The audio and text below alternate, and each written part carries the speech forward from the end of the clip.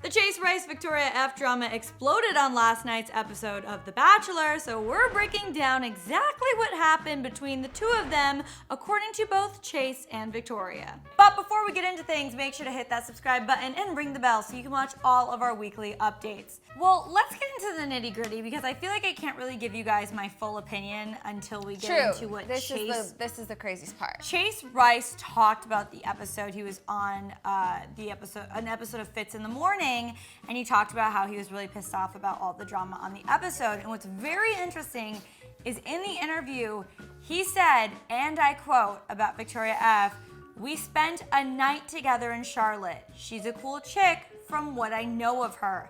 I got no problem with her. I got no problem with him."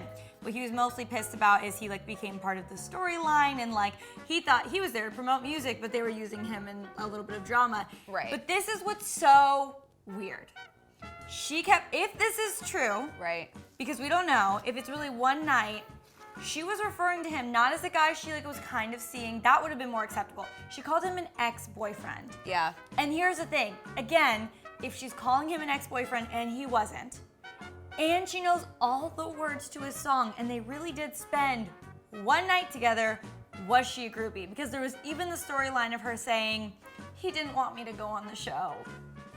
When did he say that if you guys spent one night together? Here's the thing. I felt like their conversation, Victoria and Chase's, to me did not seem like the awkward reunion of people who had spent one night together and didn't really know each other. I felt like the way he was saying to her, you gotta do what you gotta do, I want you to be whatever he was saying to her in the moment, to me, didn't come across as someone who knew her one night and thought she was a cool chick. But again, here's the thing.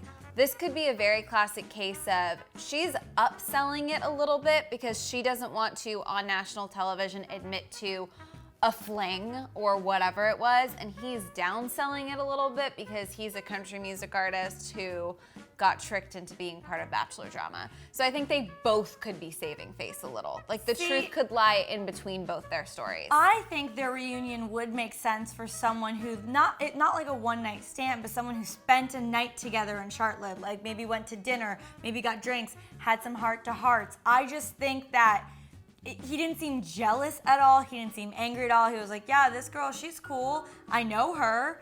I didn't think she'd go on the show. That felt like the vibe. I didn't get an ex-boyfriend vibe because she broke up with him because she literally said I broke it off because of his lifestyle. She made a story, Fiona. Yeah, I don't know. I just feel like and with everything, it's just there's no way of knowing if it's his story is true or her story is true. Yeah. And I didn't get, when I was watching the episode, I didn't get the vibe of she was lying. I just felt like her emotions seemed genuine. She genuinely seemed overwhelmed. I think, to be honest with you, my gut tells me they had a brief fling. She called it a boyfriend to try to make it seem a little classier, perhaps, and he's downplaying it because he got tricked into being on The Bachelor. That's my takeaway. He's saying they spent one night together. They could have been texting before and then actually spent one night together, but she called it it's a fling. But I just I feel like I don't have any loyalty to either of them, so I'm not gonna completely discount her story because he says they spent one night together. Do you know what I mean? I'm biased because of everything else that we know has come out about her, yeah, about being a mistress. True.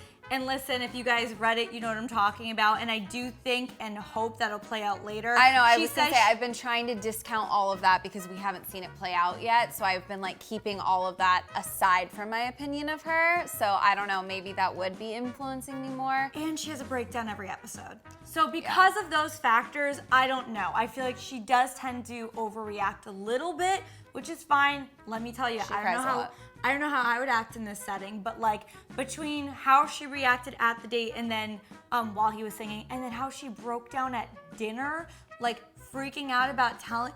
What the weirdest part was, all she was trying to tell Peter is, super awkward, I used to date that guy that sang. But she was bawling, and to me that's, why? What about that would be weird if it was an ex-boyfriend who you broke up with? See, I don't know. I think it would have been, in my opinion, if it really had been one night, and perhaps this is just personal experience, I wouldn't have been sobbing. I do agree with you, she breaks down a lot, and a lot of the time I feel like if she just took a deep breath, she could be having a conversation instead of having a breakdown. So yeah. she's definitely the most complicated character, I feel like, this season. Yeah, I'm still confused like by to her figure breakdown. her out mentally. I can't get a read. I don't understand her breakdown at dinner. I understand why she felt awkward at the concert. The breakdown to me at dinner was a little bit much. You guys, let us know what you think down in the comments. Yeah, there's so much. But before you go, make sure to ring the bell and hit that subscribe button so you can watch our Bachelor weekly recap every week. And when you're done with all that, click right over here for another new video. And as always, I'm your host, Renee Ariel. You can follow me on socials at Renee Ariel. And I'm Fiona Zaring. You can follow me on socials at Fiona Zaring, and we'll see you guys next time.